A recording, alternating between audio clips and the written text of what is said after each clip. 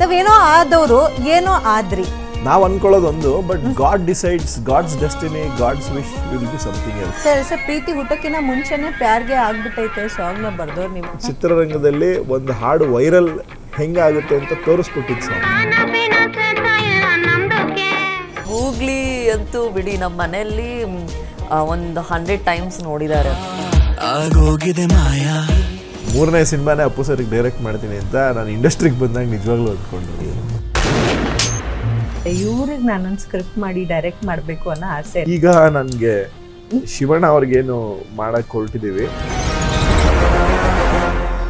ನಮಗೆ ಕೊಟ್ಟಂತ ಇಂಟರ್ವ್ಯೂನಲ್ಲೇ ಹೇಳಿದ್ದಾರೆ, ಸೊ ದೇವ್ರ ತರ ಬಂದ್ರು ಪವನ್ ಒಡೆಯರ್.